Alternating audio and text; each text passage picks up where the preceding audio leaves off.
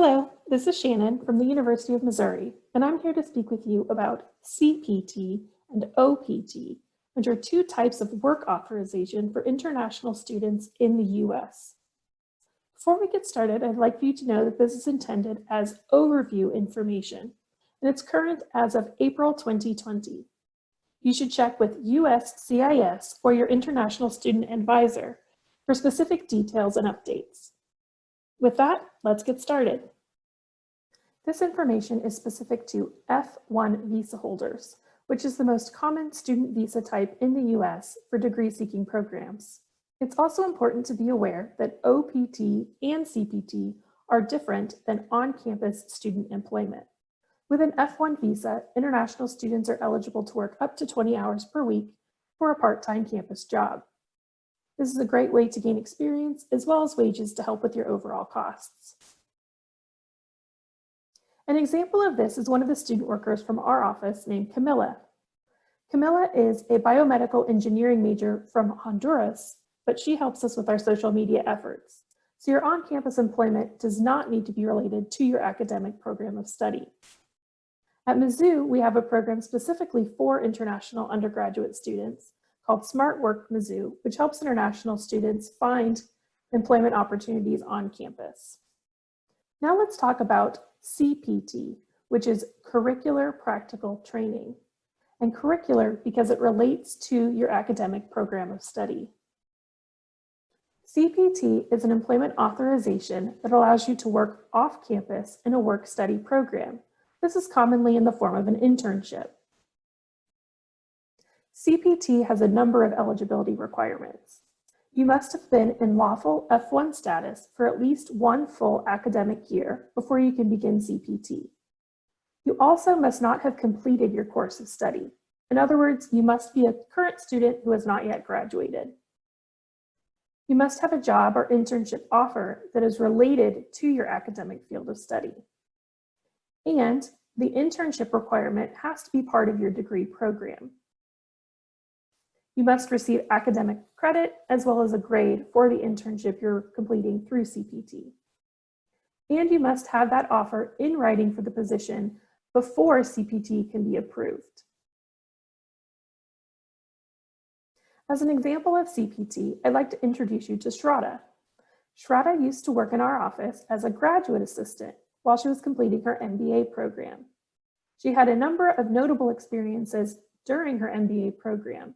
And she also completed 2 CPT opportunities.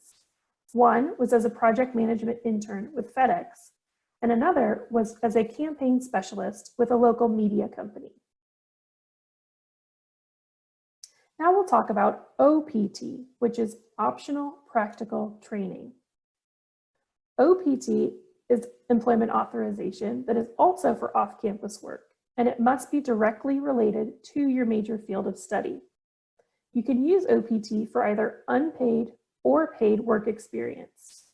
And there are 2 main types of OPT. The first is pre-completion OPT, which is started and completed before your program end date. So when you are a current student before you have graduated.